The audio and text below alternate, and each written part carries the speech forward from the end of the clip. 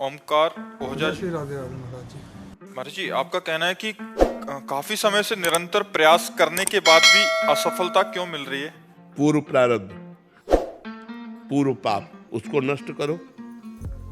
तीर्थयाटन, स्तोत्रों का गान, नाम जप, परोपकार, इसी के द्वारा उसको परास्त किया जाता है। ये कर रहे हो, करो और बढ़ाओ, परोपकार बढ़ाओ, बड़े बूढ़ों की सेवा करो, कोई नशा न करो, पराई माता बहनों की तरफ गंदी दृष्टि मत रखो, भजन करो, तीर्थ अवगाहन करो, स्तोत्रों का पाठ करो। अभी पापों का नाश होने लगेगा, अभी आनंद आने लगेगा। गजेंद्र मोक्ष सुना है तुमने? गजेंद्र मोक्ष का पाठ करो, देखो कौन सा संकट जिसको तुम मिटा नहीं सकते। गजेंद्र मोक्ष है एक भागवत में, आप उसका पाठ करके देखो, हर संकट की निवृत्ति उससे हो जाएगी। पर यह है, इस बात को समझना होगा कि आपका संकट है 500 ग्राम और पाठ हुआ अभी 50 ग्राम, तो 450 ग्राम अभी बकाया है। जब हम इतना पाठ कर लेंगे कि 500 के ऊपर चलेंगे, तब हमारा मंगल शुरू हो जाएगा। मधुसूदन अग्रवाल जी। राधे राधे राधे महाराज जी। महाराज जी, परम धर्म क्या है? धर्म की परिभाषा तो परहित सरिस धर्म नहीं भाई और पर पीड़ा सम नहीं अधिमाई। इसे देखकर तो समझ आता है महाराज जी, और अपने जीवन में उतारने का प्रयास कर रहा हूं, पर परम धर्म सावै पुंसाम परो धर्मो यतो भक्ति अधोक्षजे, वही परम धर्म है जिससे अधोक्षज भगवान श्री कृष्ण के चरणों में प्रेम हो जाए।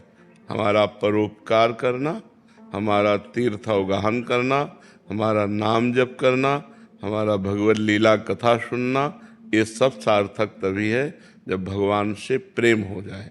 एक क्षण के लिए भी भगवत विस्मरण ना हो और हृदय में व्याकुलता पैदा हो जाए कि मैं जन्म मरण के चक्र से मुक्त होकर भगवान के नित्य धाम में, उनकी नित्य सेवा में जाऊं। ये जो हम लोक धर्म का पालन करते हैं, इसका फल है परम धर्म की प्राप्ति। धर्मम भजस्व सततम त्यज लोक धर्मान, सेवन सदा साधु पुरुषन जहि काम तृष्णाम, अन्यस्य दोष गुण चिंतन मास त्यक्त्वा, सेवा कथा रसमहो नितराम पिबत्वम। बोले धर्मम भजस्व सततम, सतत धर्म का ही सेवन करना चाहिए, धर्म से ही चलना चाहिए, धर्म का पालन करना चाहिए, धर्म का ही भजन करना चाहिए, अर्थात धर्म का सेवन करना चाहिए। बोले किस धर्म का? बोले त्यज लोक धर्मान, लोक धर्मों का त्याग करके, भागवत धर्म का। सर्वधर्मान परित्यज्य मामेकम शरणम ब्रज, लोक धर्म का त्याग करके भागवत धर्म का पालन करना। बोले ये कैसे प्राप्त होगा? बोले सदा साधु पुरुषों का सेवन करे तो भागवत धर्म का अंदर प्रादुर्भाव हो जाएगा। सेवन सदा साधु पुरुषन। अब साधु पुरुषों का संग कैसे करना है? तो बोले जहि काम तृष्णाम अन्यस्य दोष गुण चिंतन मासु त्यक्त्वा, दूसरे के गुण दोष का चिंतन त्याग दे, और कामना, सुने हुए भोगों के भोगने की इच्छा का नाम कामना, और तृष्णा, भोगे हुए भोगों को भोगने की इच्छा का नाम तृष्णा। कामना और तृष्णा का त्याग कर दे तो संत पुरुषों के संग का रंग आ जाएगा। यदि हम दूसरों के दोष गुण चिंतन करना त्याग दें और कामना और तृष्णा का त्याग करके संत सेवन करें, तो हमारे हृदय में बहुत जल्दी भागवत धर्म का प्रादुर्भाव हो जाए। अन्यस्य दोष गुण चिंतन मास मुक्त्वा, सेवा कथा रसम हो नितराम पिबत्वम। तो बोले अब कामना और तृष्णा का त्याग कैसे हो? दूसरों के गुण दोषों का चिंतन त्याग कैसे हो? बोले रात दिन भगवान का चिंतन करो, भगवान की सेवा करो, भगवान के कथा रस का पान करो, भगवान की लीला का गायन, लीला का श्रवण, लीला का चिंतन, किसी व्यक्ति के गुण अवगुण का चिंतन न करो। तात सुनो मायाकृत गुण और दोष अनेक, गुणया उभय न देखी, देखी सो अविवेक। इसलिए अविवेक का त्याग करके किसी के गुण दोष का चिंतन न करते हुए सेवा कथा रसम हो नितराम पिबत्वम, भगवान की लीला कथा रस का पान करो, उसी का चिंतन करो, संत महापुरुषों का संग करो, कामना तृष्णा का त्याग करो, तो तुम्हारे हृदय में परम धर्म का प्रादुर्भाव। सावई पुंसाम परो धर्मो यतो भक्ति अधोक्षजे, परम धर्म वही है जिसमें भगवान श्री कृष्ण के चरणों में प्रेम हो जाए। सीमा सिंह जी, राधे राधे महाराज जी। महाराज जी, प्राणी मात्र से प्रेम करना और संसार को वमन की तरह त्यागना, ये दोनों एक साथ कैसे संभव? प्राणी मात्र से प्रेम नहीं करना, प्राणी मात्र में भगवत भाव करके प्रेम करना है। तो हमारा जो राग है, जो मोह है, वो नष्ट हो जाएगा। हमारी दुर्गति होती राग और मोह से। मोह सकल व्याधिन कर मूला, मोह मूल बहु शूल प्रद, यही तो हमारी दुर्गति का कारण है। समस्त प्राणियों में भगवत भाव करके, जड़ चेतन जग जीव जत सकल राम में जानी, अब कोई फंसाव नहीं। और भोगों का त्याग वमन के लिए, ये प्राणी से संबंध नहीं रखता, ये वस्तु से संबंध रखता है। किसी भी वस्तु के भोगने की इच्छा या किसी शरीर के भोगने की इच्छा उसके अंदर नहीं रह जाती। जो भगवान के आनंद में, भगवदानंद में जब एक बार मन लग जाता है तो फिर इन भोगों का रमा विलास राम अनुरागी तजत बमन जिम जन बड़भागी, वो बड़भागी जन जो भगवान के जन हो चुके हैं, भगवान के निरंतर चिंतन में लगे हैं, उनको इतना भगवदानंद मिलता है कि ये विषय भोग ऐसे छूट जाते हैं जैसे बमन की तरफ कोई देखना नहीं चाहता, ऐसे वो भोगों की तरफ देखना भी नहीं चाहेगा। भोगने की तो बात जाने दो। तो प्राणी संबंध और भोग संबंध, ये दोनों डिपार्टमेंट अलग अलग हैं। हमारी दृष्टि सर्वत्र भगवत भाव से हो तो हम समस्त प्राणियों में भगवान का चिंतन करते हुए, भगवान का दर्शन करते हुए व्यवहार करेंगे, कभी फंसेंगे नहीं। हम फंसते हैं व्यक्ति वस्तु स्थान के चिंतन से। भगवत चिंतन मुक्त करता है, फंसाता नहीं है। और भजन का फल होगा जब आपके अंदर भगवदानंद आएगा, तब विषय बमन की तरह त्याग होगा। तो इस बात को आप समझें, वो दो बातें हो गई, एक बात नहीं है। फारूक कबीर जी, महाराज जी, मनुष्य का ऐसा कौन सा कर्म या चरित्र गुण है जिससे परमात्मा सबसे ज्यादा प्रसन्न हो? ऐसा कोई कार्य जो एक मनुष्य दूसरे मनुष्य के लिए करे जिससे बस इसी से, बस इसी से। उस कार्य का कोई नाम नहीं है। किसी का एक्सीडेंट हो गया, आप जैसे अपने भाई का एक्सीडेंट हुआ तो कैसा लगेगा, अपने पुत्र का हुआ तो कैसा, हम तुरंत उसमें इन्वॉल्व हो, तुरंत हम उसमें, कोई भूखा है हम अपने हिस्से का भोजन दे दें, कोई सर्दी से कांप रहा है हम अपना वस्त्र उतार के दे दें, कोई बीमार है आज हम मनोरंजन में पैसे नहीं खर्चा करेंगे, आज हम बीमार को दे देंगे। परोपकार ये भगवान को बहुत पसंद है। सबसे ज्यादा पसंद भगवान की बात है कि परोपकार करना। जटायु जी से कह रहे हैं, ये हमारी कृपा से तुम्हें सदगति नहीं प्राप्त हो रही, ये तुम्हारे कर्म से प्राप्त हो रही। जो तुम सीता जी की रक्षा के लिए अपने प्राणों की बाजी लगा दी, यही कर्म तुम्हें परम पद में पहुंचा रहा है। तो परहित सरिस धर्म नहीं भाई। अगर हम दूसरों को भगवत भाव से युक्त होकर सेवा पहुंचावें तो वो सीधे भगवत प्रसन्नता प्रदान करती है। और जो दूसरों को कष्ट देता रहता है, तो चाहे जितना बड़ा तपस्वी हो, भगवान उससे वैर कर लेते हैं। जैसे हिरण्यकश्यप, जैसे रावण, ये बड़े तपस्वी थे, साधारण पुरुष नहीं थे। अपने तप के प्रभाव से वरदान प्राप्त किए हुए थे। भगवान ने काट के फेंक दिया, फाड़ के फेंक दिया। हिरण्यकश्यप को फाड़ के फेंक दिया और रावण को काट के फेंक दिया। तो जो दूसरों को दुख पहुंचाता है, चाहे जितना बड़ा तपस्वी, बलवान, विद्वान, चाहे जितनी आराधना करता हो, उसका परिणाम विनाश ही होगा। और जो दूसरों को सुख पहुंचाता है, चाहे छोटी छोटी बात से ही हम बहुत मृदु बोले, हमारे पास जो धन है वो वाणी है, वो तन है, वो मन है और जो वस्तुएं हैं, तो हम पहला सबसे ज्यादा मृदु वाणी बोले, किसी को दुख ना पहुंचे। दूसरा, हम तन से वही कार्य करें जिससे दूसरे को आनंद मिले, दूसरे को सुख पहुंचे। हम मन से वही संकल्प करें जिससे दूसरों को लाभ मिले। दूसरों, खुद को ठगा लो और दूसरों को, तो आपको परम लाभ मिलेगा।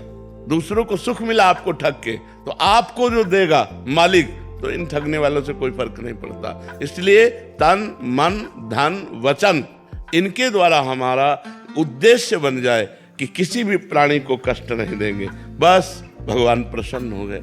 अब देखो कैसे कैसे लोग निर्दयी होते जाते हैं, पराई बहन बेटियों के साथ दुर्व्यवहार करके काट देना, मार देना, यहाँ पशुओं को भून भून कर खाना, काटना, उबाल। अब ये सब दुर्गति होने वाली है इन लोगों की। ये जितने ऐसे आचरण करते हैं ये सब यहाँ जलेंगे और नरक में जलेंगे, तब जाके पवित्र होंगे, फिर पशु पक्षी भूत प्रेत की योनियां प्राप्त होंगी। इसलिए मनुष्य योनि जो मिली है वो परोपकार करने के लिए मिली है। परहित सरिस धर्म नहीं भाई, दूसरों को सुख पहुंचाओ, इससे बड़ा कोई धर्म नहीं है। यही भगवत भाव से, इसी से भगवान प्रसन्न हो जाते हैं।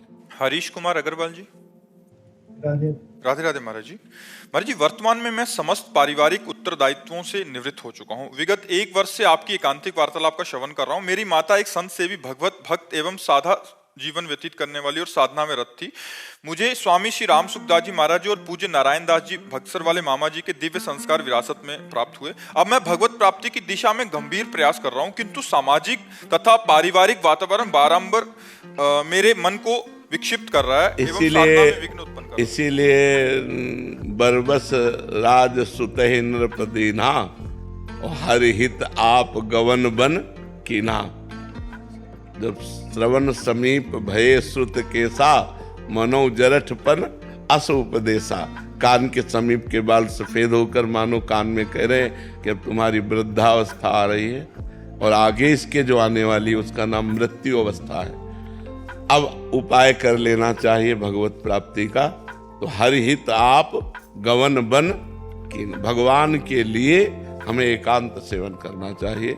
परिवार के मोह से निवृत्त होकर अपने कर्तव्य का पालन कर चुके हैं। अब आप लोग खाओ पियो आनंद लो, अब जैसे बने तैसे, अब हमको छेड़ो मत। घर में ही सही पर एकांत वनवासी की तरह सेवन करें और जथा लाभ संतोष सदा काहू सो कछु न चाहूंगो। अगर दिन में एक बार भी भोजन मिल जाए तो पेट पालन करे, किसी की निंदा न करे, कोई झगड़ा न करे, बच्चों पर अपना अधिकार न जनावे। जो हमें भिक्षा की तरह मिल जाए उसे खाएं और रात दिन भजन करें, तो घर में रहते हुए भी वो सन्यासी को जो गति प्राप्त होती वही गति प्राप्त हो सकती। अब आज का समय बाहर भागने का नहीं रह गया है। बाहर आश्रमों में जाओगे तो सब अर्थ प्रधानता रह गई है।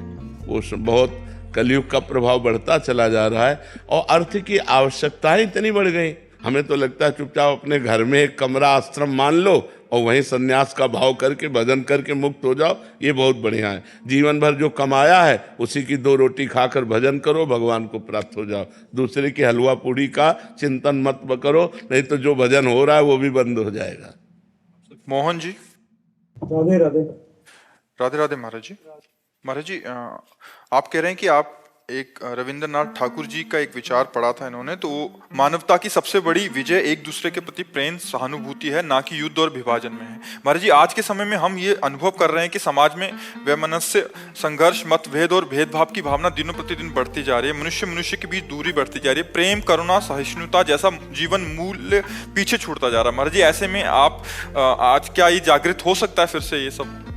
जब तक बेविचार और व्यसन 2 पर अंकुश नहीं होगा तब तक प्रेम और करुणा ये कागज में लिखी रह जाएगी, हृदय पे नहीं आएगी। क्योंकि बेविचारी पुरुष, अपने प्राणों का पोषण करने वाला पुरुष, व्यसन करने वाला पुरुष, ये हिंसा, वैर, आसक्ति, कामना इन्हीं में भ्रमित होगा। और करुणा और प्रेम ये तो भागवतिक है। भगवान अद्वैष्टा सर्वभूतानां मैत्रः करुण एवच निर्ममो निरहंकारा सम दुखा सुखा क्षमी। ऐसा भगवान को बहुत प्यारा होता है जो किसी में दोष दर्शन नहीं करता, किसी से द्वेष नहीं करता और सबसे मित्रता का व्यवहार रखता है और सबसे करुणा का व्यवहार करता है और ममता रहित है। मित्रता करते हुए ममता रहित है और करुणा करते हुए अहंकार रहित है और क्षमावान पुरुष, ये मुझे बहुत प्रिय है। भगवान श्री कृष्ण कहते हैं तो ये जो स्थिति करुणा की है, अगर करुणा हो तो व्यभिचार बंद हो जाए। माताओं बहनों के साथ राक्षसी व्यवहार नौजवान लोग करते हैं, मार देते हैं। धन के लिए, व्यसन करने के लिए धन चाहिए और धन के लिए चोरी, हिंसा, छल कपट, मतलब कितना मानो गिरता चला जा रहा है। कि एक हमको क्लिप दिखाई, भगवान शंकर के अर्घे में चांदी लगी थी, वो हथौड़ी से काट करके, और चंद रुपए की चांदी, कितनी, कोई 2-4 किलो चांदी थोड़ी होगी, चंद रुपए की चांदी भगवान शंकर की अर्घे से उतार करके ले गए। माता बहन जा रही होती, चैन पहने ऐसे पकड़ के घसीट लिया, वो चाहे मुंह के बल गिरे, चाहे हाथ टूट जाए, पैर टूट जाए। मतलब कितना निर्दयी होता जा रहा है, मानो अपनी वासना की पूर्ति के लिए कुछ नहीं सोच रहा है। चाहे पशुओं को जलाकर खाना हो, काट कर खाना हो, हिंसा करना हो, जहाँ हर जीव पर दया करनी है, वहाँ करुणा मैत्री जहाँ करनी है, वहाँ हिंसा बढ़ रही है, स्वार्थ बुद्धि बढ़ रही है। तो ये बहुत कलयुग का कुप्रभाव बढ़ रहा है। अब यह है कि शास्त्र श्रवण और संत संग, इन्हीं से सद्गुणों का प्रादुर्भाव होता है। जैसे पहले लोग भगवान की छवियां हृदय में धारण करते थे, अब सब छाती में लगाए घूम रहे मोबाइल। मतलब मोबाइल छोड़ना आज के समय में, प्राण छोड़ सकते हैं लेकिन मोबाइल नहीं छोड़ सकते। अब मोबाइल में जो लगा हुआ है, बड़ी रीलें हैं, बड़े सीरियल हैं, बड़ी चीजें हैं, तो उसी में मन लगा है। तो शास्त्र श्रवण तो हो नहीं सकता कि बैठकर हम गीता जी का अध्ययन करें, मनन करें, भागवत जी का अध्ययन मनन करें, वेदांत शास्त्रों का, स्मृतियों का, हम धर्म ग्रंथों का, ऐसा तो समय नहीं रह गया। और नौजवान कब गीता पढ़ने लगे?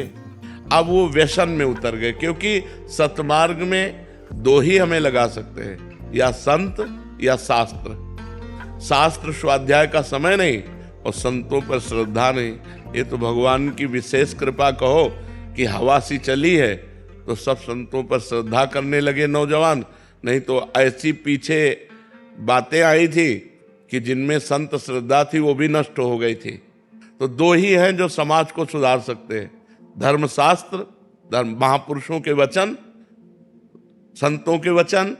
अगर हम संत वचन सुने, संत वाणी सुने, शास्त्रों का स्वाध्याय करें, तो आज हम फिर सुधर सकते हैं। अगर ये नहीं तो सुधरने की कोई चांस नहीं है। और अंततोगत्वा अपना ही विनाश करना पड़ेगा। जब आप धर्म से विरुद्ध चलोगे, पापाचरण करोगे, तो तुम्हारा मन ही तुम्हें करने के लिए प्रेरित कर देगा। अपने आप अपने हाथ से अपने को मारोगे यदि गलत आचरण करोगे, तो यही मन तुम्हें ऐसा प्रेरित कर देगा कि तुम अपना नाश स्वयं कर लोगे। इसलिए भाई, करुणा और मैत्री भागवतिक शब्द हैं। जब तक हम दूसरों के प्रति दया का भाव नहीं लाएंगे, करुणा का भाव नहीं लाएंगे, सबसे मैत्री नहीं करेंगे, तो हमारा मनुष्य जीवन मनुष्य। अब आप सोचो, पति पत्नी में मैत्री भाव नहीं है। जहां अर्धांगिनी कहा गया वहां मैत्री भाव नहीं। तो ऐसा समय चल गया कि पत्नी पत्नी में, भाई भाई में, माता पुत्र पिता में जो पवित्र संबंध है, उनमें भय का समावेश हो गया। अपनी माँ को पुत्र मार डाल रहा है, माँ अपने पुत्र को मार डाल रही है। मतलब बड़ा विचित्र समय आ रहा है। जब ये घटनाएं सुनो तो लगता है, शास्त्र में लिखा है, कुपुत्रो जायेत क्वचिदपि कुमाता न भवति। तो आज जो हमारा मानसिक स्तर है वो राक्षसी भाव को प्राप्त होता जा रहा है। जहाँ दैवी संपदा आनी चाहिए, सात्विक भाव आने चाहिए, भगवत भाव आने चाहिए, वह राक्षसी भाव बढ़ रहे हैं। यदि हम नाम जप करें, संतों की वाणी सुने, शास्त्र स्वाध्याय करें, तो हमारा सुधार हो सकता है। सचिन जी ग्वालियर से। जय जय श्री राधे राधे महाराज जी। महाराज जी, आपकी वाणी से सुना था कि स्वप्न में भगवान के दर्शन के अलावा सब मिथ्या है। तो महाराज जी, स्वप्न में किसी की निंदा करना, किसी पर क्रोध करना, फिर जब उठते हैं तो महाराज जी हृदय में बहुत जलन होती है। नहीं, स्वप्न तो झूठा होता है, उसमें क्या, कोई जलन नहीं। संस्कार के वशीभूत है मन। उस समय मन, देखो कोई कोई स्वप्न बिल्कुल ऊट पटांग आता है, जिसका कोई मतलब नहीं है, बिल्कुल गलत आता है। तो ये स्वप्न का कोई ऐसा नहीं कि आज हमने स्वप्न देखा ऐसा, उसके विषय में चिंतन करके हम हर्षित या शोकित हो। बिल्कुल वो झूठा है, उसमें कुछ नहीं है, वो मन की केवल कल्पना मात्र है। स्वप्न एकदम झूठा होता है। क्या हमारे प्रारब्ध को भी भुगवाया जाता है कभी कभी स्वप्न में? स्वप्न में ऐसे प्रारब्ध को भुगवाया जाता है जो अनजाने में पाप बन गया। जैसे हम अचानक ऐसे देखते हुए जा, हमारा पैर मेढक पे पड़ गया, किसी जीव पे पड़ गया, वो मर गया। तो अब आपकी इच्छा तो नहीं थी और अचानक कोई घटना घट गई, कोई जीव मर गया, तो वो स्वप्न में आपको पीड़ा दी जाएगी। वो स्वप्न में आपको काटा जाएगा, स्वप्न में आपको पीटा जाएगा, स्वप्न में आपको दंड दिया जाएगा, तो आप वैसे भयभीत हुए और जब जागे तो कहीं कुछ नहीं, तो वो अनजाने के पाप को उसमें भुगाया जाता है स्वप्न में। और कभी कभी स्वप्न बिल्कुल व्यर्थ होता है, उसका कोई ताल्लुक नहीं होता, किसी से संबंध नहीं होता, ऐसे व्यर्थ होता है। व्यर्थ की कल्पनाएं जैसे हम बैठे बैठे सोचते रहते हैं ना, वैसे ही वो कल्पना है स्वप्न, कोई सत्य विषय नहीं है स्वप्न। हाँ, स्वप्न में भगवान का आना और भक्तों का आना ये सत्य है। जैसे हमारी कल्पनाएं चलती रहती सब असत्य है, लेकिन उसी में भगवान के प्रति कल्पना करना, किसी संत की बात का चिंतन करना वो सत्य है। ऐसे स्वप्न में संतों का दर्शन होना, भगवान का दर्शन होना, ये अच्छा मंगलमय सूचक है और बहुत ही करुणा है भगवान की जो स्वप्न में आके दर्शन दे दे। केदारनाथ गुप्ता जी, फरीदाबाद से। महाराज जी राधे श्याम, सीताराम। महाराज जी, जब से मेरे परम पूज्य गुरुदेव भगवान श्री बक्सर वाले मामा जी का नित्य लीला में प्रवेश हुआ, तब से मैं अपने आप को अनाथ महसूस करता हूँ। कुछ समझ नहीं आ रहा महाराज जी, मेरी समस्या का निवारण करें। वैसे प्रगट में गुरुजनों का अंतर ध्यान हो जाना दुर्भाग्य ही है हमारा कि हम उनको प्रगट में नहीं देख सकते, पर सौभाग्य है कि उनके द्वारा हमें नाम मंत्र मिला है। गुरु का स्वरूप जो नाम है, जो मंत्र है, वही है। ये जो रूप है ये तो नाशवान है, लेकिन गुरु के द्वारा जो नाम मंत्र मिला है, हम उसी को गुरु का स्वरूप मानकर निरंतर सुमिरन करें तो जहाँ गुरुदेव हैं वहीं हम पहुँच जाएंगे। बड़ा दुलार मिला है हमको भी। हाँ, वो प्रगट का सुख तो एक सीमा में है, प्रगट का सुख एक समय की सीमा में है। जैसे आज आप बैठे जो आनंद ले रहे हैं, हो सकता है कि कल ना मिले। ये जो शरीर है ये नाशवान है, अब कब कहाँ कैसे क्या लीला बन जाए। तो प्रगट में तो जो आनंद मिलता है संतों से, वो तो जब अंतर ध्यान हो जाते हैं तब वो आनंद तो नहीं रहता, पर आनंद की डोर पकड़ा जाते हो।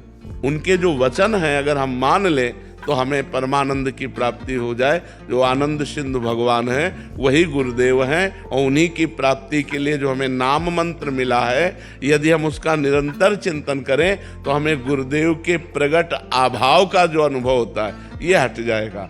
नाम मंत्र ही गुरुदेव का साक्षात स्वरूप है, और प्रगट शरीर तो नाशवान है, किसी भी संत का हो वो आज नहीं तो कल नष्ट होना ही है, पक्का समझ लीजिए। तो खूब नाम मंत्र जप करो, और जैसे देखा था वही भाव वही दुलार बार बार उनके सोचो तो आपको सुख मिलेगा कि हमारे गुरुदेव हमको ऐसे प्यार करते थे, ऐसे बुलाते थे, हमारे गुरुदेव ऐसे बैठते थे। ध्यान मूलम गुरु मूर्ति, पूजा मूलम गुरु पदम, मंत्र मूलम गुरु वाक्यम और मोक्ष मूलम गुरु कृपा। अनघा जी, राधे राधे। महाराज जी, महाराज जी, मैं जब भी कुछ करती हूँ, कोई भी काम करती हूँ, तो हमेशा मन में शंका रहती है, मैं सही कर रही हूँ या गलत। मेरे आत्मविश्वास में कमी लगती है महाराज जी, इतना ज्यादा हो जाता है कि अगर मैं नाम जब भी करूँ तो शंका रहती है कि मैं पूरे भाव से कर रही हूँ या नहीं। महाराज जी, इसका समाधान आप बता। तो भाव हो या ना हो, नाम जप में संशय मत करो। भाव कुभाव अनख आलसहु, नाम जपत मंगल दिश दसहु। यदि नाम जप करोगी तो ये संशय भी नष्ट हो जाएगा। भगवान के नाम में अपार सामर्थ्य है। आप खूब नाम जप करो, और नाम जब मन ऐसा कहे कि ये श्रद्धा से नहीं हो रहा, ये भाव से नहीं हो रहा, तो फल तो बराबर मिलेगा। हम श्रद्धा से जहर खाएं या श्रद्धा से खाएं, मर तो जाएंगे ही ना। हम प्यार से अग्नि को छुए या जबरदस्ती छुआ दिया जाए, वो जला तो देगी ना। जिसका जो प्रभाव है वो अपना करके ही रहता है, तो नाम का प्रभाव क्यों नहीं करेगा। वो तो सच्चिदानंदमय है।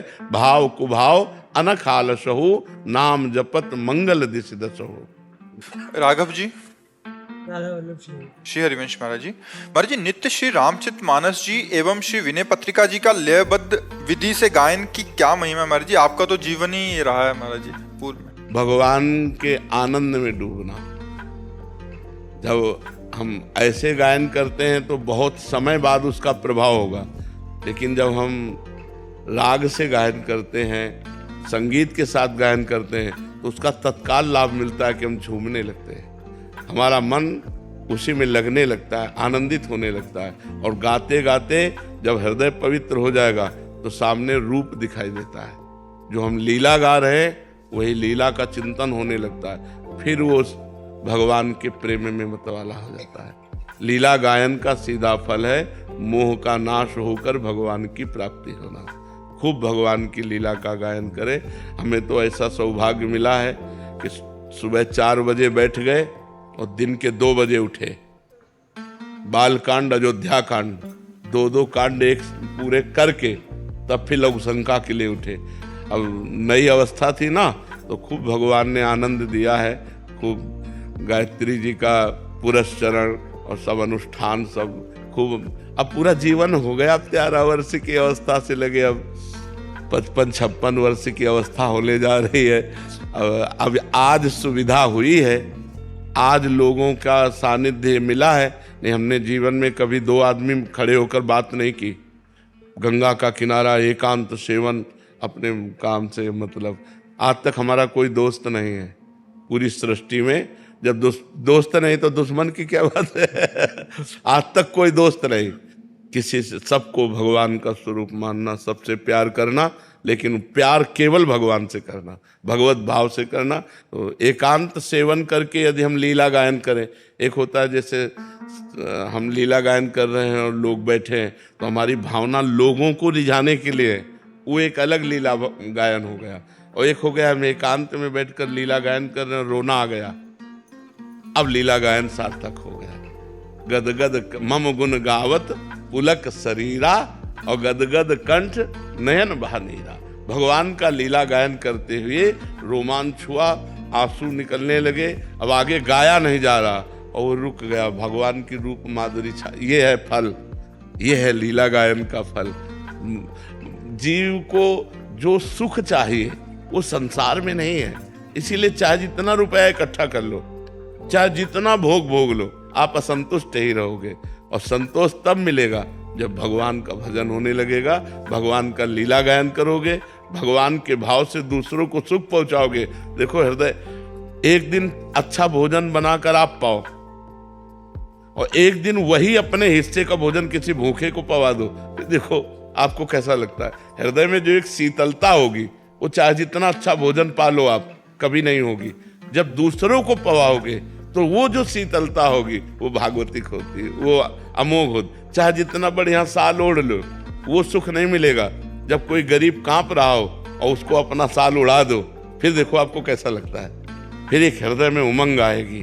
फिर भगवान से रंतिदेव जी कहते हैं कि मुझे इतनी सामर्थ्य दो कि विश्व में कोई दुखी ही ना हो, सबका दुख मैं भोग लूं। ये सबका दुख मैं भोग लूं, विश्व में किसी को दुख ना हो, ऐसी भावना करते ही हृदय आनंद में भर जाता है। और आज क्या है कि सब चाहे दुखी हो, मैं सुखी हो जाऊं। ये आसुरी भाव है। इसी आसुरी भाव से समाज दुखी हो रहा है। कौस्तुभ अग्रवाल जी, फर्रुखाबाद से। राधे राधे महाराज जी। महाराज जी, श्री जी की कृपा से मैं नाम जप करने का निरंतर प्रयत्न कर रहा हूँ, लेकिन महाराज जी जिस दिन भजन अधिक बन जाता है मन में अहंकार सा आ जाता है, लेकिन जिस दिन भजन कम होता है उस दिन ग्लानि क्यों नहीं होती? आज रह गया। हाँ, ये कमी है, ये कमी है। अहंकार तो आना नहीं चाहिए, कृपा में आंसू आने चाहिए कि आज भगवान की विशेष कृपा हुई कि हमसे अच्छा भजन हो गया, क्योंकि भगवान की कृपा से भजन होता है। और जिस दिन भजन न हो तद विस्मरणेन परम व्याकुलते थे, हमें व्याकुलता होनी चाहिए। धिक्कार है हमारे मन बुद्धि को जो आज भगवान के भजन में कमी की, ऐसी ग्लानि होनी चाहिए। तो आज कर लिया, आज रह गया, कल कर लेंगे। नहीं, कल किसने देखा है? कल आए कि ना आए। आज करे सो, जो अभी कहा है काल करे सो आज कर, आज करे सो अब, पल में परलय होएगी, बहुरी करोगे कब। इसलिए ऐसा ना टालो, भजन को मत टालो, गंदी बातों को टालो। जैसे गंदी बात के लिए मन कह रहा है तो फिर देखेंगे, अच्छी बात के लिए अभी तत्पर हो जाओ। ये मन महाराज जी पाप पुण्यों के जाल में फंसा रहता है, इसके ऊपर कैसे? नाम जप, यही तो है। नाम जप ही तो निर्मल करता है। निर्मल मन जन सो मोहि पावा, मोहि कपट छल छिद्र न भावा। तो निर्मल मन भगवान का भजन करता है। जितना भजन करोगे उतने मन निर्मल होता चला जाएगा। भगवान का नाम वो साबुन है जो मन को निर्मल करता है, इसलिए खूब नाम जप करो। पुण्य और पाप पुनर्जन्म का जो संस्कृति है और इस जन्म में लोगों के बीच में पुण्य कमाया है, वो साथ साथ चलते हैं या अलग अलग चलते हैं या साथ साथ चलते हैं? नहीं, आप इसका क्रम समझिए। एक गोदाम है जिसे संचित कर्म कहते हैं। संचित कर्म माने अनेक जन्मों के कर्मों का जहां संचय है, उसे संचित कर्म समझ रहे ना। अनेक जन्मों के कर्मों का जो एक संचय है, गोदाम है, उसे संचित कर्म कहते हैं। उन संचित कर्म से जब शरीर रचना होती है तो मनुष्य शरीर की रचना पाप और पुण्य दो से होती है, देव शरीर की रचना पुण्य से होती है। जो यातना देह है नरक में जो मिलता है वो केवल पाप से मिलता है। मनुष्य देह की रचना इस मनुष्य लोक में पाप और पुण्य से होती है। तो वो संचित कर्म से पाप पुण्य निकाले गए जो हमारी गोदाम में जमा है, उनसे अनेक जन्मों से वो भगवान का जोड़ है, उसको जोड़ करके निकाला और मनुष्य शरीर में जन्म से लेकर मरण तक का विधान रच दिया गया। समझ रहे ना, जन्म से मरण तक का विधान रच दिया गया, उसे कहते हैं प्रारब्ध। अब जो हम कर्म कर रहे हैं इसे क्रियमाण कहते हैं। ये अभी साथ नहीं देंगे हमें। हम खूब पुण्य कर रहे हैं, खूब दान कर रहे हैं, खूब भजन कर रहे हैं, लेकिन प्रारब्ध भोग आ गया है पाप का, तो आपको दुख भोगना पड़ेगा। दान पुण्य भजन करते हुए भी अच्छे से अच्छा कर्म कर रहे हैं, लेकिन आपको सुख शांति नहीं मिलेगी। आपको वो प्रारब्ध भोग अशांत करेगा, वो प्रारब्ध भोग दुख देगा। जो आज कर रहे हैं ये कल आपके काम आएगा। वर्तमान का जो दान पुण्य है, वर्तमान का जो सत्कर्म है, वर्तमान का जो परोपकार है, वो भविष्य में आनंद देगा। लेकिन आज हमको दुख सुख का वो क्रम भोगना पड़ेगा जो शरीर रचने के समय रखा गया है। समझ पा रहे हैं आप? हाँ, वो आज तभी देखा जाता है पाप कर्म करने वाला बड़ा उन्नति को प्राप्त हो रहा है, एक धर्मात्मा पुरुष कदम कदम पे दुख भोग रहा है, तो वो क्रम उसके पुण्य का लग गया।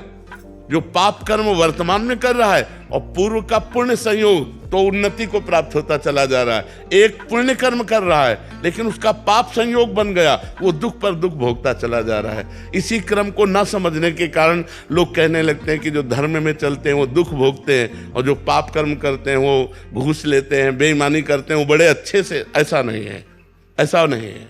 परिणाम जब अपने कर्म का आएगा तो वो पुण्य का आनंद होगा, सुख होगा, और पाप का दुख और विपत्ति और विनाश ही होगा। वो कभी सुख प्रदान नहीं कर सकता। आप समझ पाए?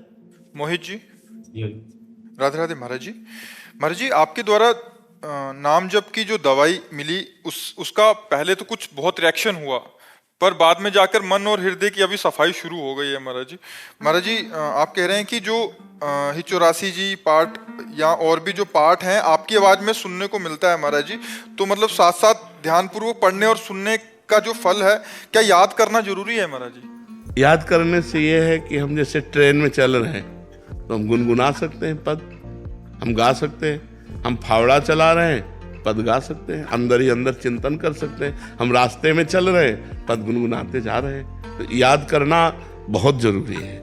याद कर लो। हम कह रहे हैं पूरी ना याद हो पावे तो 10 ही पद याद कर लो। तो वही 10 पद अगर हम दोहराते रहे तो नाम बाणी जहाँ श्याम श्यामा तहाँ, नाम बाणी सुनत श्याम श्यामा सुबस, नाम बाणी निकट श्याम श्यामा प्रगट, भगवत साक्षात्कार कराने में समर्थ चतुरासी जी। इसलिए कुछ पद तो याद ही कर लो। पढ़े हो तो फिर उसमें दुविधा क्या है? सुबह सुबह रोज पाठ करो, याद हो जाएगा। सुबह सुबह रोज पाठ करने से ब्रह्म मुहूर्त काल में जो चीज याद करनी हो, अगर ब्रह्म मुहूर्त में उसको पाठ करने के नियम में हम ले लें तो कुछ दिनों में वो कंठस्थ हो जाएगी। राधे राधे महाराज जी। महाराज जी प्रणाम। महाराज जी, जीवन में प्रभु की बहुत कृपा है, भजन में भी बहुत मन लगता है, परंतु एक अपराध हुआ है। गलती है, पाप नहीं है। क्या इसका कोई उपाय या प्रायश्चित संभव? क्या है? संपर्क परिस्त्री गमन जी। सिर्फ मैसेज मन की तरंग है, नाम जब से सब धुल जाएगा। इसे कोई अपराध नहीं कहते। मन की तरंग है, नहीं संभाल पाए, वो कुभाव अंदर प्रकट हो गया, सद्भाव हट गया, कुभाव प्रकट हो गया, पर क्रिया ना हो पाना, ये बहादुरी की बात है। हमारे मन में गलत संकल्प, गलत स्फुरना ये हो सकता है, इसका कोई पाप नहीं होता। कलिकर एक पुनीत प्रतापा, मानस पुण्य होए और नहीं पापा। मानस पुण्य तो हो जाएंगे लेकिन पाप नहीं लगेगा। तो अगर हमारे मन में गलत धारणा आ रही, अब थोड़ा सा चूक हो गई, मैसेज कर देना मतलब क्रिया बन गई, पर वो क्रिया गंदी क्रिया में नहीं उतर पाई, बस इसलिए उसका कोई विशेष महत्व तो नहीं रहा और वो सहज में ही नष्ट हो जाएगी। भगवान नाम कीर्तन, भगवान नाम स्मरण से महत पापों का नाश हो जाता है। फिर तो बहुत साधारण है, पर भगवान नाम के बल से किसी उत्साह से संपन्न होकर पाप ना करें, नहीं तो नामापराध लागू हो जाएगा। बहुत सुंदर बुद्धि आपकी काम कर रही है, जो छोटी छोटी गलतियों को भी संत सभा में व्यक्त करने की चेष्टा, हिम्मत आई, तो कोई अपराध नहीं है। नाम जप कीजिए, बहुत कृपा है भगवान की। और एक शास्त्रीय सिद्धांत है, यदि अपने अपराध को संत सभा में व्यक्त कर दे तो तत्काल वो नष्ट हो जाता है। ये शास्त्रीय सिद्धांत है कि भरी सभा में यदि अपने अपराध को व्यक्त कर दिया जाए तो तत्काल नष्ट हो जाता है, बिना किसी प्रायश्चित के नष्ट हो जाता है। राधे राधे महाराज जी। महाराज जी, मैं 1 साल से अपनी माँ के कहने पर आपको YouTube के माध्यम से सुन रही हूँ। आपकी कृपा से सभी बुरे आचरण छूट गए हैं, लेकिन आज भी जिस जगह से में या हालात में अकेलापन महसूस होता है, तब मेरे मन गलत संगत और गलत आचरण की ओर आकर्षित होता है। ऐसे में नाम जप और आपकी वीडियो सुन लेती हूँ तो थोड़ा सा ठीक होता है, पर 1-2 बार फिर से गलत कर बैठती हूँ, फिर गिल्टी फील होती है, रोना आता है। महाराज जी, ऐसे में खुद को हिम्मत कैसे दूं? मैं बुरी चीजों से छूटना चाहती हूँ, बचना चाहती हूँ। वैसे बुराई से बचने के लिए, अकेलापन दूर करने के लिए एकमात्र भगवान से प्रेम होना है। पूरा जीवन हो गया, बच्चापन से बाबा जी बने थे, आज तक हमारा कोई दोस्त नहीं है, कोई नहीं। और संभाल करके भगवान ऐसे जीवन व्यतीत करवा दे कि जीवन में कोई दोस्त न रहे। मेरे तो गिरधर गोपाल दूसरों जब भगवान से प्रीति होने लगती है तो किसी की आवश्यकता, सच्ची मानिए, हम जब ऊपर से एकांतिक के लिए नीचे आते हैं तो एक बार हमारा मन, जो मंत्र चल रहा है, जो नाम चल रहा है, जो भगवत चिंतन चल रहा है, उसको छोड़कर मैं बात करूं जाके, पर लगता है नहीं, समाज हित के लिए भगवान ने बैठाला है तो चलो प्रश्न उत्तर करते हैं चल करके। हमारा मन समाज में राजी नहीं, तुमसे सच्ची कहते हैं, एकांतवासी रहा है मन। पर इतनी देर, अब ये आखिरी है, जहां भी हुआ थोड़ी देर के बाद हम एकांत हो जाएंगे 24 घंटे के लिए। जैसे अकेलापन में लगता है ना कि आपने कहा कि अकेलापन हमको गलत मार्ग में ले जाता है। अगर हम भगवान को अपना यार माने, भगवान को अपना प्यार माने, भगवान को अपना मित्र माने, तो 1 घंटे का संग भी बर्दाश्त नहीं, जबकि सत्संग है। हमारा मन हर समय अकेला रहना चाहता है, व्याकुल है। हम सौभाग्य मानते हैं जो अकेले होकर भगवान का भजन कर रहे हैं। तो अकेलापन हमें तब चुभेगा जब हम किसी व्यक्ति, वस्तु, स्थान को अपना साथी बनाने की सोचेंगे। अगर भगवान को बनाने की सोचेंगे तो अकेलापन अमृत लगेगा कि हमसे कोई न मिले, हमको कोई न देखे। तो हमें लगता है सच्चे यार तो भगवान ही है। यहाँ तो सब झूठे यार हैं, सच्चे प्यार तो भगवान ही है। आज भी आप लोग प्यार करते हो तो भगवान को ही प्यार करते हो। कैसे? जैसे मानो पत्नी बहुत सुंदर है, आप पत्नी से प्यार करते हैं, लेकिन पत्नी के हृदय से भगवान चले गए तो आप उसके शरीर को जला देते हैं। तो किससे प्यार कर रहे थे? भगवान से ही अनजाने में भी प्यार कर रहे थे। यदि जानकर भगवान से प्यार करें तो आपका प्यार निहाल हो जाए, आपका प्यार आपको अविनाशी बना दे, आपका प्यार आपको प्रेममय कर दे, आपको किसी की जरूरत नहीं पड़ेगी। भगवान से इतने सुंदर, इतने करुणामय, इतने कृपालु, पर हमारा भगवान से कनेक्शन होना बड़ा कठिन लगता है और संसार से चटपट हो जाता है। संसार प्रगट में दिखाई देता है और भगवान दिखाई नहीं देते, इसलिए समस्या है। समस्या अगर एक बार वो थोड़ी सी झलक दे दे तो अपने को अवसर मिल जाए ना कि यार हमारा अब अव्यक्त है, अब नाम जप कर रहे हैं, मन विषयों का चिंतन कर रहा है तो हृदय में जलन हो रही, तो उसका भी स्वाद नहीं मिल रहा, और भगवान का रूप ऐसा है कि देखने को नहीं मिल रहा। समस्या ये है ना, हम लोगों की समस्या है कि प्रगट में भोग अभी भोग लो, आपसे यारी करें अभी कर लें, लेकिन भगवान से, और जबकि भगवान सबसे नजदीक है, पर माया का पर्दा पड़ा है। उसी पर्दा को हटाने के लिए साधना है। यदि हम साधना के द्वारा, भजन के द्वारा वो पर्दा हटा दे तो हमारा यार हमारे हृदय में ही बैठा है, कहीं दूर जाने की जरूरत नहीं। और जब भगवान से यारी हो जाती है तो फिर अकेलापन हट जाता है। ये अकेलापन तभी दूर होगा जब भगवान से यारी हो जाए। सुरजीत जी। राधे राधे महाराज जी। राधे राधे महाराज जी। महाराज जी, ये प्रश्न बहुत बार आता है कि हमने सबके साथ अच्छा करने की कोशिश की, मदद की, बट बदले में हमें ये मिला, वो मिला और नफरत ही मिली। हम ये कहते हैं कि हम किसी के साथ अच्छाई का बर्ताव करते हैं तो हम बदला क्यों चाहें? भगवान ने हमें अच्छाई करने का गुण दिया है तो हम दूसरों के साथ अच्छाई करें। नेकी कर दरिया में डाल। हम ये क्यों देखें कि हम उसको पानी पिलाए, वो हमको थैंक यू बोले, वो हमें धन्यवाद बोले, वो हमारे साथ अच्छा आचरण करे। उसका बुरा स्वभाव है, वो बुरा आचरण करेगा। मेरा अच्छा स्वभाव है, मैं अच्छा आचरण करूंगा, तो मुझे कभी दुख नहीं होगा और हम महान बन जाएंगे। हम लोग इसी में गिर जाते हैं कि हमने इसके साथ अच्छा व्यवहार किया, या मेरे साथ बुरा कर रहा है, तो फिर हम उसके साथ बुरा व्यवहार की बात सोचने लगते हैं, तो हम अपनी अच्छाई से गिर जाते हैं। सोचते हैं भगवान तुम्हें देख लेंगे, इतना तो आ ही जाता है ना दिमाग में। अब हम गिर गए अपनी अच्छाई से। अच्छाई तो अच्छाई ही रहनी चाहिए, अच्छाई में बुरा। एक बार एक काशी में गंगा जी में बिच्छू बहती जा रही थी, तो एक अच्छाई करने वाले ने उठाया, बिच्छू ने डंक मारा वैसे, फिर उठाया, फिर मारा, तो एक आदमी ने कहा पागल हो क्या, वो बार बार मार रहा है डंक और आप उठा रहे हो। बोले ये उसका स्वभाव है, बिच्छू का स्वभाव है डंक मारना, और मेरा स्वभाव इसे बचाना, मैं इसे बचाऊंगा, और बाहर एक बार कर दिया। तो ऐसे जैसे गलत स्वभाव के लोग हैं, अब आप अच्छा बर्ताव करेंगे तो वो बेचारे करें क्या, उनके पास सामग्री इतनी है, वो आपकी अच्छाई का उत्तर बुराई से देंगे। आपको चाहिए अपनी अच्छाई बचाकर उनकी बुराई को वापस कर दें। वो बुराई आप पर हावी ना हो पावे, आप पर प्रभाव ना डाल पावे, तभी अच्छाई रहेगी। और ये तब हो सकता है जब हम भगवत भाव से करें। इनमें भगवान विराजमान है, तो हम इनसे बदला नहीं चाहेंगे, भगवान हमको देंगे। हमारी अच्छाई का फल हमें भगवान देंगे। ये क्या दे सकते हैं? ये बुराई ही दे सकते हैं। इस तो हम प्रसन्न रहेंगे।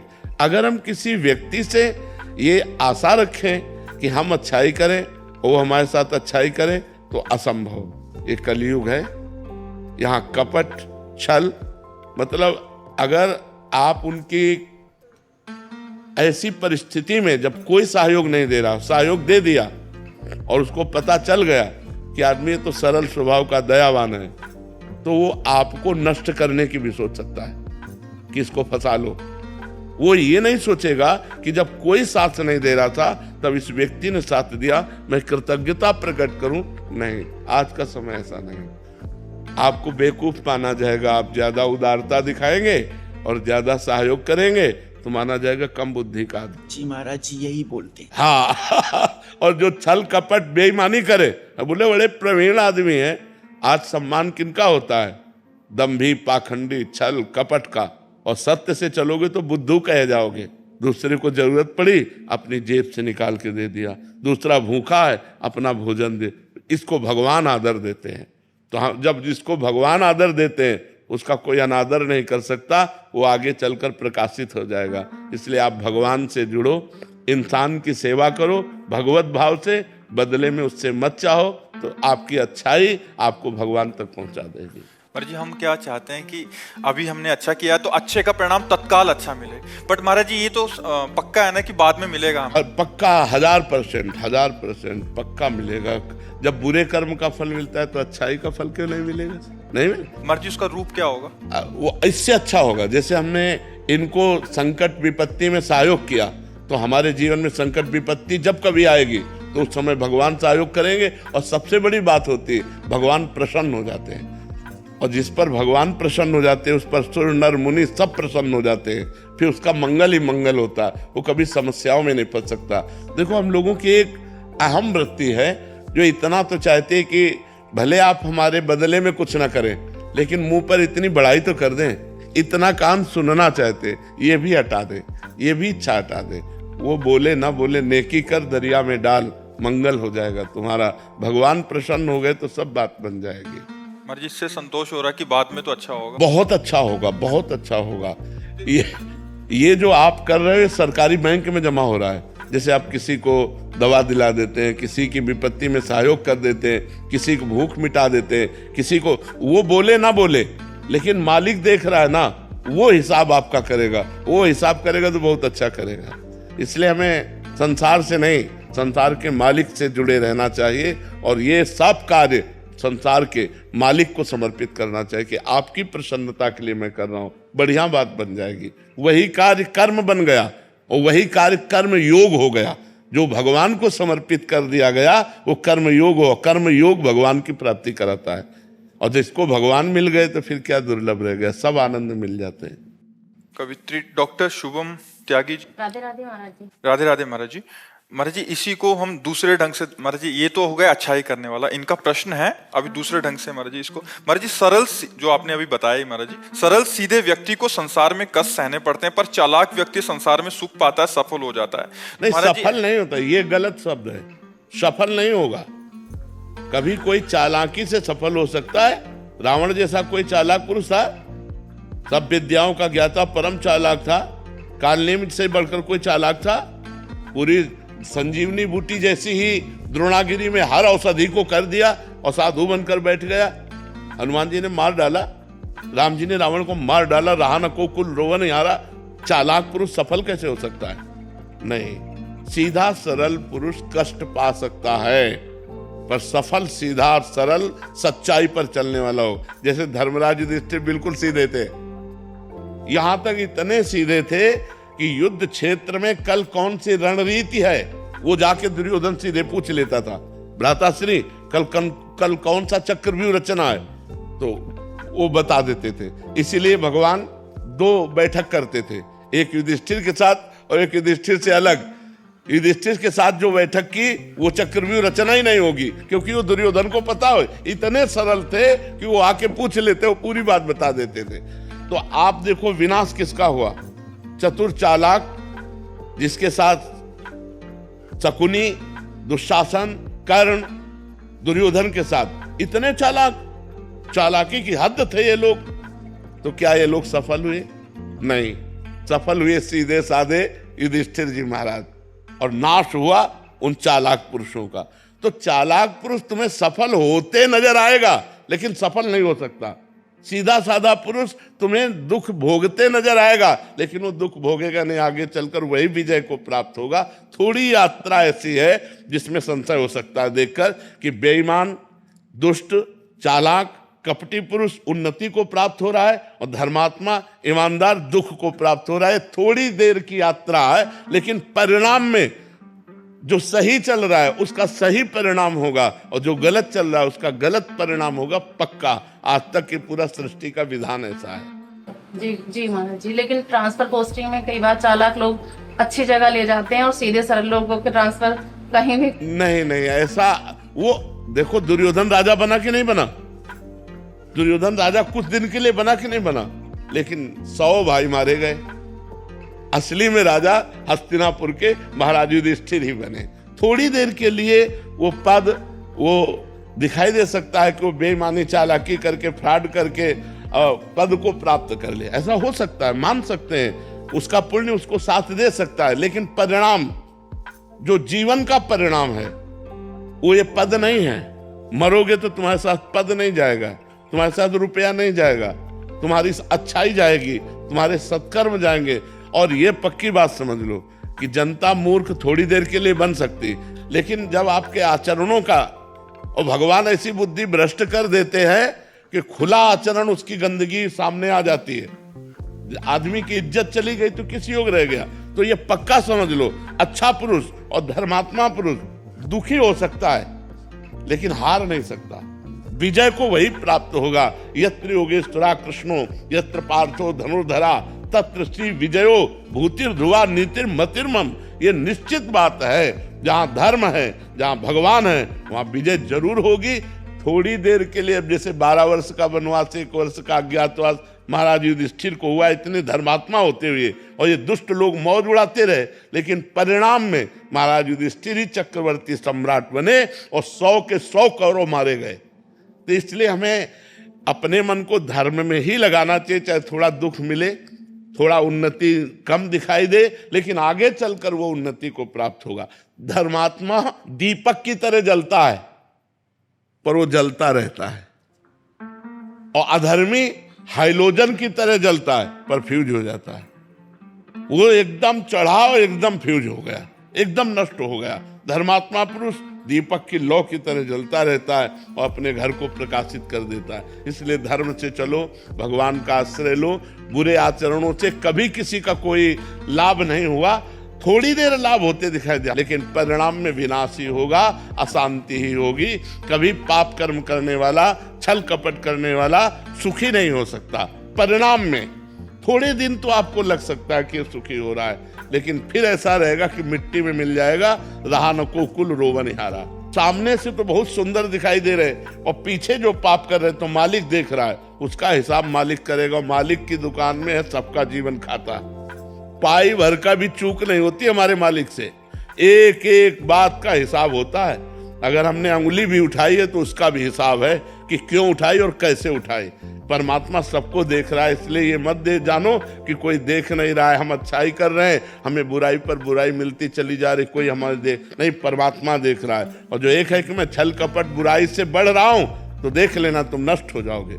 जैसे किसी को दो आदमी हाथ और पैर पकड़कर ऊपर 7वें खंड में ले जा रहे हो, वो सोचे मैं बड़ी मौत से जा रहा हूं, मौत से ले जा रहे हो, ऊपर से पटकने के लिए ले जाया जा रहा है। ऐसे पापी आदमी यदि बढ़ोतरी को जा रहा है तो समझो उसका नाश होने वाला है, और धर्मात्मा पुरुष दुख मिल रहा है तो समझो अब ये ऊंचाई पर चढ़ेगा। तो आज तक जो हमारा इतिहास साक्षी है, जिसमें महापुरुष गए हैं, वो मार्ग सत्य है, वो अच्छाई है, वो परोपकार है। अगर इसमें चलेंगे तो हम महापुरुषों की गति को प्राप्त होंगे, अंतिम गति हमारी सुधर जाए, यही मनुष्य जीवन का लाभ है। वाहेगुरु जी का खालसा, वाहेगुरु जी की फतेह। वाहेगुरु जी का खालसा, वाहेगुरु जी की फतेह। वाहेगुरु। महाराज जी, ये भागवत का टीका किया गीता का गुरु गोविंद सिंह साहब महाराज। अच्छा, दुर्लभ व्यवस्था।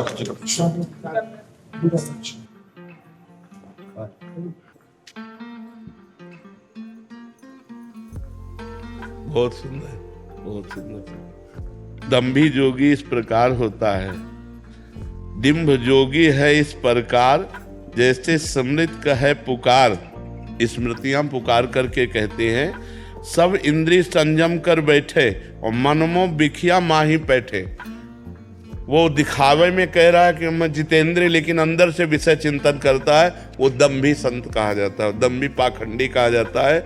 ऐसा शास्त्रों में वर्णन है। चितवे बिखिया ही को जाप, चिंतन कर रहा है विषयों का, जाप करता दिखाई दे रहा है, लेकिन लालसा विषयों की है। भोग भोग जो पालो आप, भोगो भोग जो पालो आप, वो भोगों का ही चिंतन करता है। अर्थात दंभ रहित होने के लिए हृदय में परमात्मा का चिंतन हो, वाहेगुरु का चिंतन हो, चिंतन भगवान का हो, प्रभु का हो, परमेश्वर का हो। अब आज हमारा चिंतन ही बिगड़ गया है, तो फिर डिंभ माने वो दंभ हो गया, वो दम हो। बहुत सुंदर टीका की। सो झूठा सुन अर्जन यार, वही झूठा है जो भोगों का चिंतन करता हुआ अपने को जितेंद्रिय दिखाता है, अपने को साधु दिखाता है, तो चिंतन भोगों का करता है, वो झूठा है, वो दम्भी है। बहुत सुंदर टीका की है। महाराज जी स्वास्थ्य कहता है, कृपा है, आप सबकी कृपा है, वाहेगुरु की कृपा है। राधे राधे राधे राधे राधे। महाराज जी, कल्याण को 99 साल हो गए, अगला साल 100 साल होने वाला है तो महाराज जी शताब्दी महोत्सव मनाने का विचार है। भाई जी के थाती महाराज जी, आपकी कृपा है, इस संपादन का काम इस बालक को मिला हुआ है। बहुत तो महाराज जी, आप शुभकामना, आपके महाराज आशीर्वाद आपका महाराज जी। भाई जी का वरद हस्त है तो चिंता मत करो। भाई जी यही कार्य संपादन करके लाखों को भगवत प्राप्त करा दिया, लाखों को भगवत प्राप्त करा दिया। तो ये जो संपादन का कार्य है ना, महापुरुषों की वाणी का चयन करके और जन साधारण में पहुंचाना, ये बहुत बड़ी सेवा है। मानो भाई जी की आपके ऊपर अपार कृपा है। आप सदैव एकाग्रचित होकर के और खूब कीजिए। ये भगवत भजन से भी बढ़कर है, क्योंकि भगवत भजन में अपना कल्याण है, और इसमें एक शब्द भी किसी जीव के पाले पड़ गया तो माया पर विजय प्राप्त करके भगवान की प्राप्ति की ओर चल पड़ेगा। इसलिए बहुत सुंदर।